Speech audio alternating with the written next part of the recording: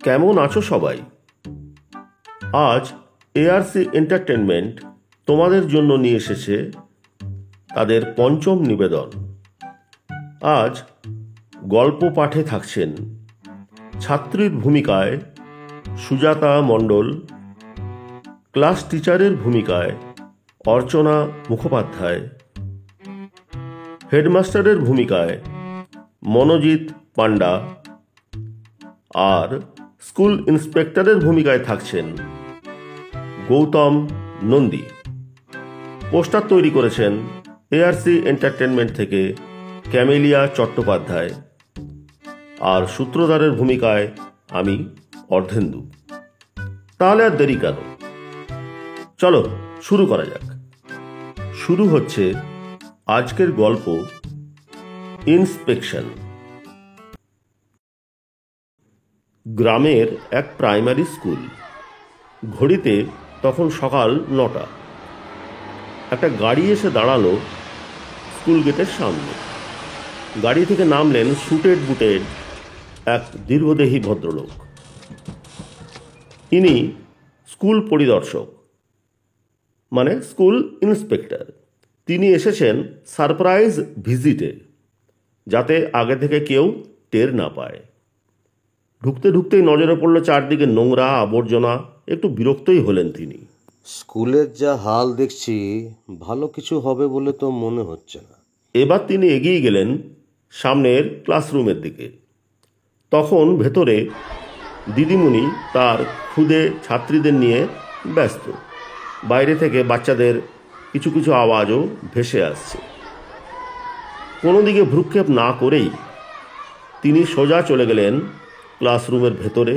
তাকে দেখেই তো দিদিমণির অবস্থা খারাপ। তিনি বিলক্ষণ চেনেন এই মানুষটিকে, বড্ড কড়া। সামনের বেঞ্চে বসে থাকা একটি মেয়েকে জিজ্ঞেস করলেন, এই যে তুমি? হ্যাঁ হ্যাঁ হ্যাঁ, তোমাকে বলছি। বলো তো, আমাদের দেশের প্রেসিডেন্টের নাম কি? ওটা তো স্যার আমি বলতে লাগছি। আচ্ছা বেশ, রাষ্ট্রপতির নাম কি? পতি মানে বোঝো তো? পতি মানে তো বস স্যার, এটা আমাদের গায়ের লোক বলতে আমি শুনেছি। আচ্ছা ঠিক আছে, রাষ্ট্রপিতার নাম জানো তো? কি করে জানিবো স্যার? কে যে ওর মা, কে যে বাপ, ওদের ঘরের লোকের সঙ্গে আমাদের পরিচয়ই নেই। তুমি কি এই স্কুলে পড়ো না? না মাস্টার মশাই, আমি কোথা থেকে ছাত্রী হবো? আমি কিছু জানি না। আমি ওই কুলির দাঁড়িয়ে খেলতেছিলি টিট ড্যাং, তখন আমাকে ডাকিয়ে নিয়ে এলে, বুঝি তুই স্কুলে বসবি, চ তোকে 100 টাকা দিব, চকলেট খাবি। তখন আমি আলিনি।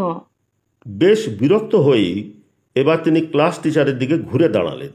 ভুরু কুঁচকে দিদিমণিকে জিজ্ঞেস করলেন, কি ছাই পাশ পড়ান? মেয়েটা রাষ্ট্রপতি রাষ্ট্রপিতার নাম জানে না? দিদিমণির তখন অবস্থা খারাপ। সভয়ে বললেন, কোন মেয়েটা বলুন তো স্যার? ওই তো ফার্স্ট বেঞ্চের মাঝে বসে আছে। ও আচ্ছা স্যার, ওকে আমি চিনি। ও না স্যার এই গ্রামের নয়, পাশের গ্রামের। ওই জন্যই না স্যার ও বলতে পারছে না। গজগজ করতে করতে বললেন ইন্সপেক্টর। ডিসগাস্টিং। এবার হেডমাস্টারকে জানাতেই হবে। পাশেই হেডমাস্টারের রুম। ইন্সপেক্টর শটান হাজির হলেন হেডমাস্টারের রুমে। তাকে দেখেই হেডমাস্টার চেয়ার ছেড়ে উঠে দাঁড়ালেন। হ্যাঁ, আসুন আসুন আসুন স্যার, আসুন আসুন, বসুন বসুন বসুন। কেমন স্কুল আপনার?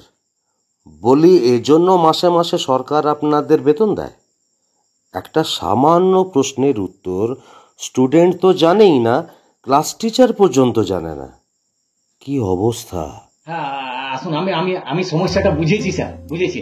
আপনি আসুন, আমি আমি আপনাকে বলছি। আসুন এদিকে একটু আসুন, আসুন আমি আপনাকে বুঝে দিচ্ছি। আসুন। এবার তেলে বেগুনে জ্বলে উঠলেন ইন্সপেক্টর।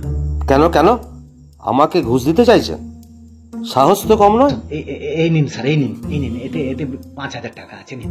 এটা রাখুন স্যার, এটা আপনি রাখুন। এটা কিছু মনে করবেন না স্যার, একটু রাখুন। হ্যাঁ হ্যাঁ রাখুন এটা। কিছুক্ষণ কি যেন ভাবলেন ইন্সপেক্টর। তারপর হেডমাস্টারকে বললেন, 5-10 নয়, মিনিমাম 20,000 লাগবে, না হলে আমি রিপোর্ট করব। ও অত পারিব না, অত বাড়াবেন না। 5,000 দাদা দিয়ে গেছিল, আর আমি আমার পকেটে আর 5,000 দিয়ে 10,000 করলো। ওইটা একটু করে দেন, কোন রকম করে দেন স্যার, আর পারিব নাই। দাদা মানে? আপনি হেডমাস্টার নন? না না আমি লয়, দাদা ওই বাইরে কাজে গেছে, 1 বছর হলো তো আমি এই চালাচ্ছি। আর দাদা বলে গেছে কেউ আইলে এই এইটা দিবি, তো একটু দেখবেন স্যার যেন কোনো না হয়। দাদা নাই খেয়ে তো। টাকার প্যাকেটটা পকেটে ঢুকিয়ে এবার ইন্সপেক্টর স্কুল থেকে বেরিয়ে এলেন। পেছনে পেছনে এলেন হেডমাস্টার। তখনও তার মুখে কাঁচুমাচু ভাব। দেখবেন স্যার, একটু দেখবেন যে আমার কিছু ইন্সপেক্টর আর দাঁড়ালেন না, স্কুল গেট পেরিয়ে গাড়িতে গিয়ে বসলেন।